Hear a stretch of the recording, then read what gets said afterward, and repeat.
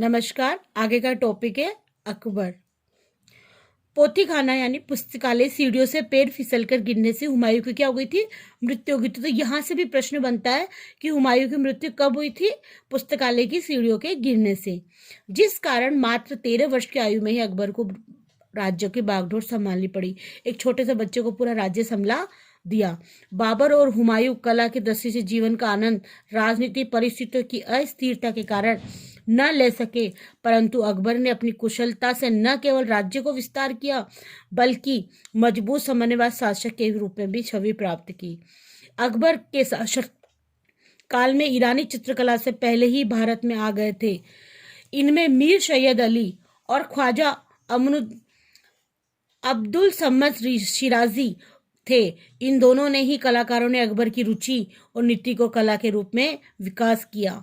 इन्होंने ईरानी रूपाकारों को भारतीय रंगों से सजोकर अकबर के विचारों को साकार कर दिया और दशवंत और बसावंत जैसे प्रतिभा संपन्न भारतीय चित्रकारों ने मिलकर मुगल शैली का प्राणवान बनाया, जिससे मुगल शैली में ईरानी कठोरता, स्थानीय भारतीय कोमलता, सुखद समावेश हुआ।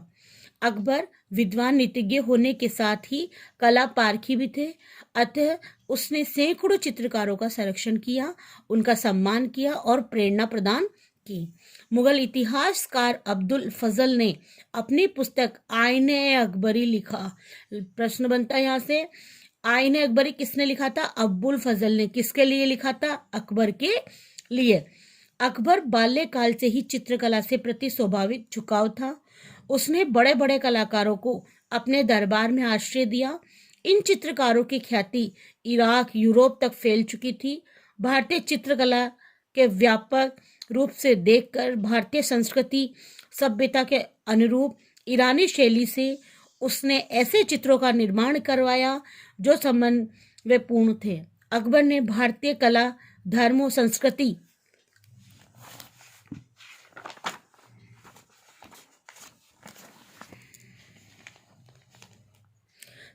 को नजदीक से देखकर मुगल चित्रकारों ने इन्हें चित्रित करने के लिए प्रेरित किया।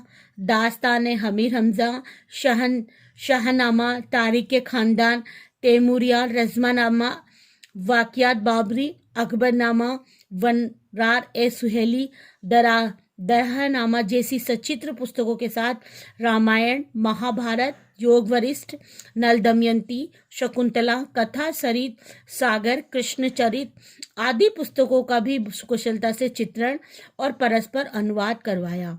ये किसने करवाया था? अकबर ने। अकबर का कला प्रेम कैसा था? अकबर स्वयं एक सिद्धहस्त कलाकार था, क्योंकि उसके पिता हुमायूं ने चरित्र निर्माण के लिए ईरान के प्रसिद्ध चित्रकारों से उसे चित्रकला का कार्य सिखाया था।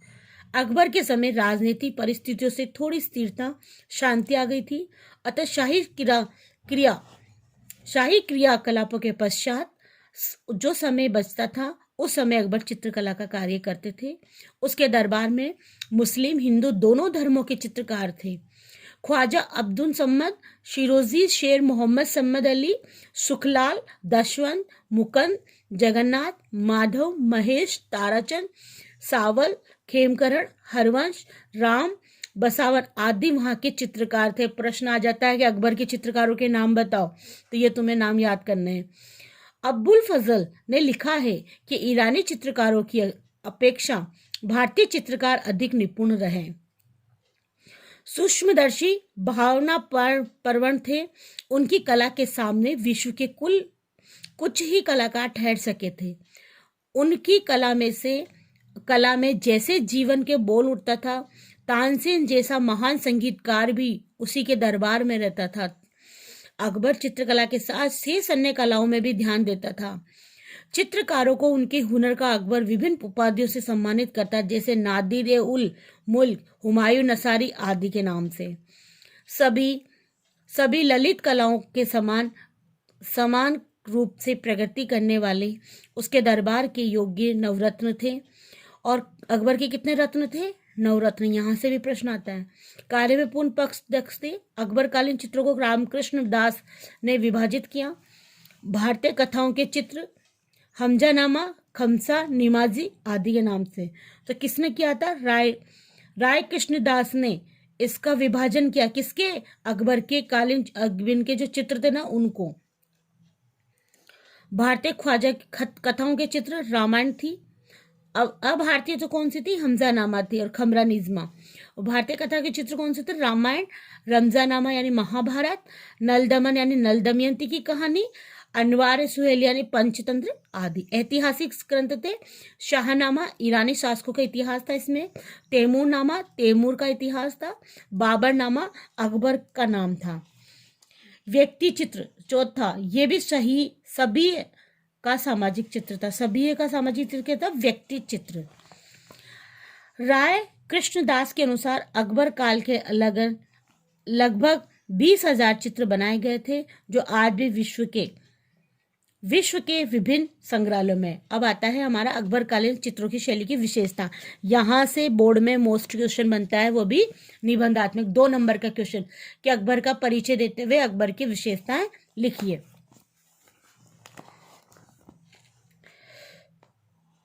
अकबर ने भारतीय जीवन को निकट से समझा था।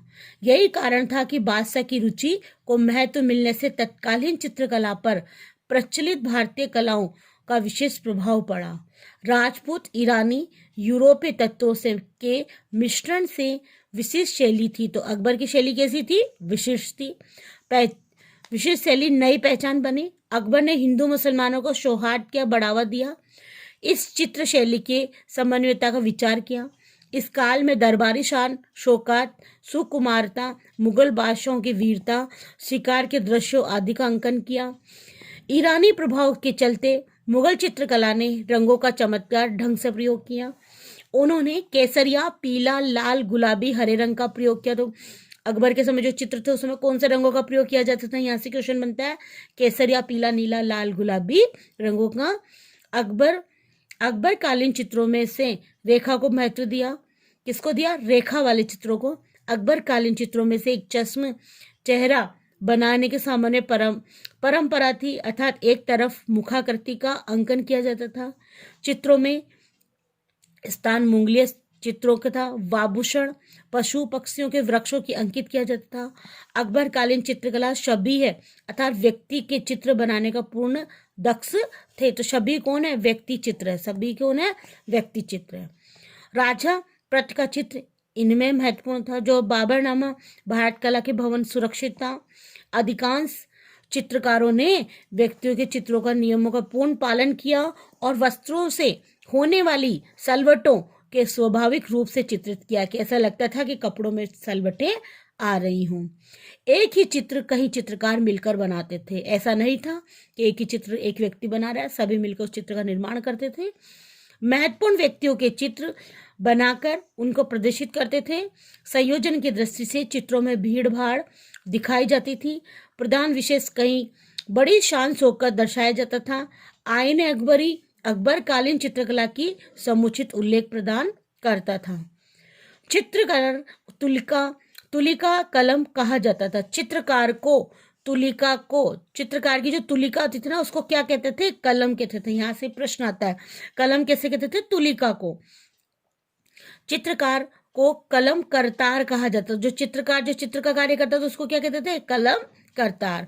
यहाँ से प्रश्न बनता है, तुलिकाएं पशुओं से बालों से बनाई जाती थी। तुलिका किसकी बनाई जाती थी? पशुओं के बालों की। प्रश्न आता है, तुलिका किससे बनती है? पशुओं के बालों से। आईन अकबरी में उस समय चित्र बनाने के लिए प्रचलित अनेक प्रकार के कागजों का उल्लेख हुआ है। सियाल कोट यानी पंजाब में कागज का निर्माण होता था। कारखाना स्थापित किया, वहां से कागज को सियालकोटी कागज या मुंगलिया कागज कहा जाता। कहाँ से? सियालकोट, पंजाब से एक फैक्ट्री बनाई थी, वहां पे कारखाना बनाया था, तो वहां सियालकोटी कागज के नाम से जाना जाता था।